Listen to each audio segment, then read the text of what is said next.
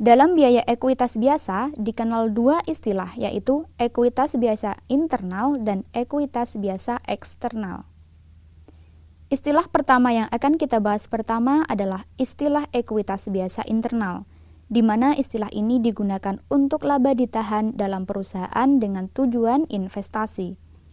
Bila manajer mempertimbangkan laba ditahan sebagai cara membiayai sebuah investasi, mereka berada dalam kapasitas gadai, yaitu pemegang saham telah memberikan kepercayaan atas aktiva perusahaan kepada manajemen.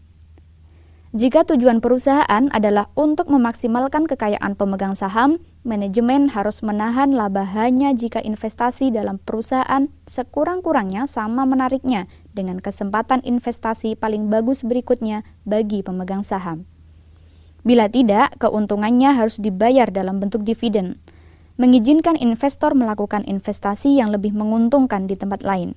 Dengan kata lain, tingkat pengembalian yang disyaratkan pemegang saham biasa harus sama dengan tingkat yang diharapkan dari investasi kompetitif terbaik lainnya. Mengukur biaya ekuitas lebih sulit daripada menghitung biaya utang atau saham preferen. Untuk memperkirakan biaya ekuitas perusahaan, kita harus membuat asumsi-asumsi mengenai beberapa hal seperti prospek pertumbuhan perusahaan di masa depan dan tambahan tingkat pengembalian yang akan disyaratkan oleh pemegang saham dengan asumsi tambahan risiko, asumsi yang tidak diperlukan dalam menghitung biaya utang atau biaya saham preferen. Untuk menghitung biaya ekuitas, biasanya digunakan pendekatan atau teknik sebagai berikut. 1. Model pertumbuhan dividen. 2. Model harga modal aktiva. 3. Pendekatan premi risiko. Model pertumbuhan dividen merupakan pendekatan yang relatif populer untuk menghitung biaya modal. Kesulitan utamanya adalah memperkirakan tingkat pertumbuhan yang diharapkan untuk dividen masa depan. Walaupun prediksi ini berguna untuk mengurangi masalah model pertumbuhan dividen, hal ini tidak dapat dianggap sepenuhnya akurat. Perkiraan pertumbuhan biasanya tersedia hanya untuk jangka waktu 5 tahun, dan tidak untuk masa depan yang tidak terbatas, seperti yang disyaratkan pada model pertumbuhan konstan.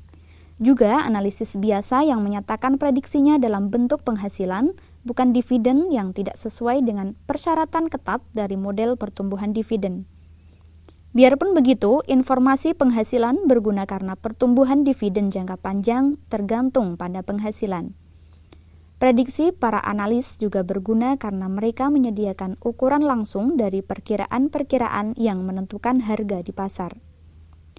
Dalam memperkirakan biaya modal, kita dapat menggunakan model harga modal aktiva atau Capital Asset Pricing Model, CAPM. Walaupun penggunaan CAPM cukup mudah, aplikasinya tidak seluruhnya sederhana, terutama bila melihat kondisi perusahaan. Dalam memperkirakan tingkat bebas resiko, tingkat pasar, dan beta sekuritas, tujuan kita adalah untuk menjelaskan apa yang diharapkan di dalam pikiran investor, karena harapan inilah yang menentukan bagaimana aktiva dinilai.